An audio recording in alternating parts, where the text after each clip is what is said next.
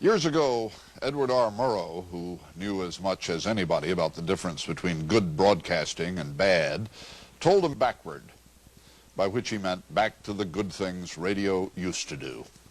I don't think Hyman Brown, radio producer, was there that day. If he had been, he'd have stood up and cheered. Haywood Hale-Broun on Hyman Brown and a bit of good old radio that survives.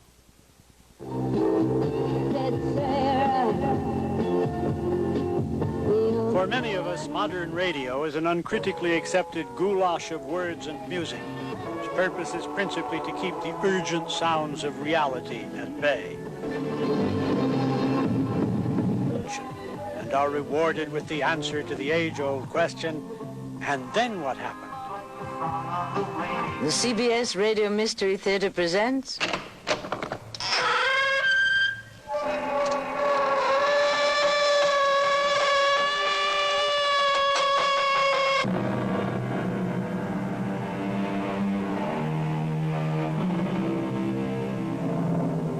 Welcome.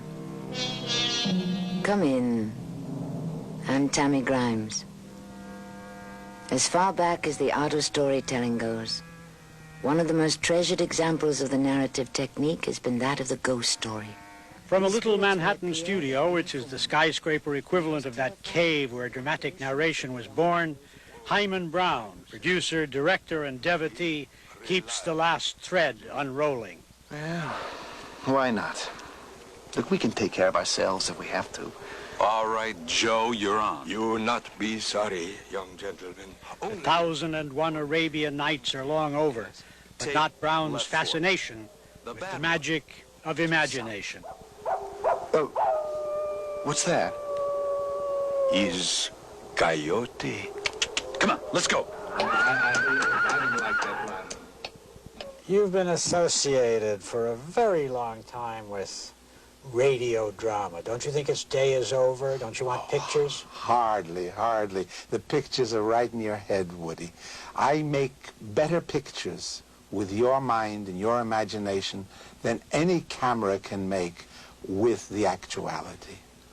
What's important is that the words themselves take on a meaning which is not encumbered by faces or by backgrounds. The words paint the picture, and those words you hear. You listen to those words and create your own pictures. Well, I'll be. Where did he go? I don't know. He just vanished. Disappeared into thin air. To make a prairie, said Emily Dickinson, you need one clover, one bee, and reverie. Reverie and imagination got a lot of exercise in the great days of radio drama, and skilled technicians stood ready with the bee, and soon they'll have the sound of clover.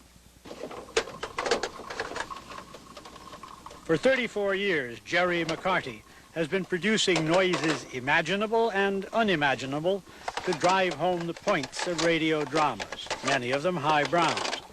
Since his work is the voice of the ambience, he must think like an actor, even when he is playing a revolver, a rippling stream, or the approaching steps of Nemesis.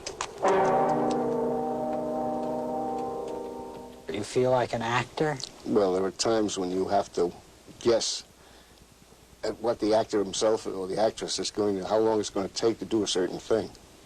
So in essence, you do the silent acting with your feet, with your hands. The horse will whinny. That's enough for me, Jared. All right. Because you'll be busy. And I'll go into, then we come out of the music cue with the clop, clop, clop, clop. Right. What time you got, Jimmy? Well, most terrifying have been the apparitions that belong to those who died a violent death. Or not natural. Track of thunder.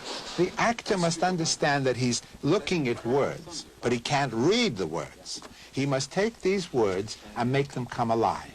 And the radio actor is just the most skillful of all the professions that relate to entertainment, who can take printed words and make them perform. They don't sound as if they're being read. That's the skill of the radio actor. Matter of true fact, it all happened 30 years ago. The horse has too much presence. Awful little one.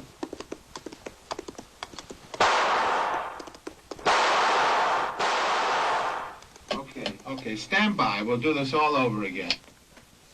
And now, for our closing number, we will demonstrate how a cow outfit is brutally attacked on the Great Plains. You remember, the sound effects man used to be a member of AFTRA. He was a member of the Actors Union. When radio drama went into a decline in '59, all the sound effects men became engineers. They belonged to the engineering union.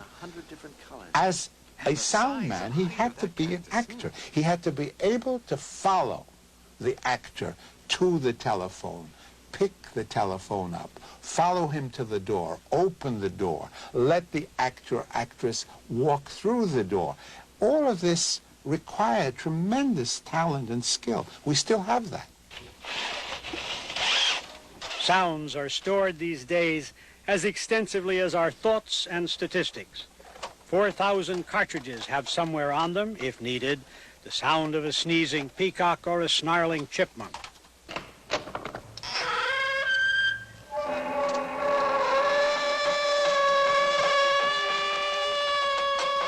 For 8 years, McCarty has been opening the creaking door for 2.5 million Mystery Theater fans, and Brown has been orchestrating what's behind it, aided by sounds no one has heard and only people of McCarty's experience could make up.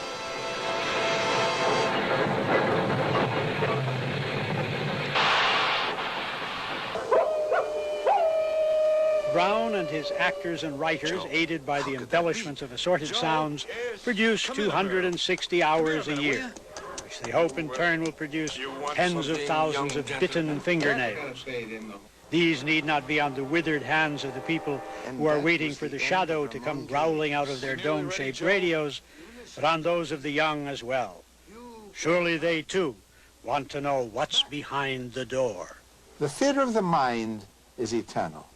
The little man who used to come into the marketplace and sit there and tell the story, that's still the same thing. It's the little boy climbing up on Daddy's lap and saying, Daddy, tell me a story. Essentially, I'm still doing that, Woody. But I have to give it the contemporary electronic gimmickry, shall I call it, that makes it immediate, now. And we're doing that.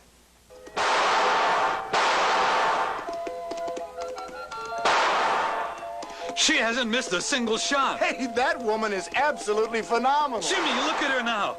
She's turning herself around, galloping around the ring, sitting backwards on her horse. Hey, and shooting at the target as her horse goes around at full speed. Bullseye every time.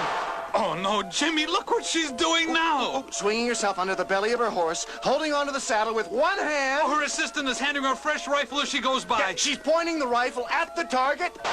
And wham! Right into the bullseye again. Hey.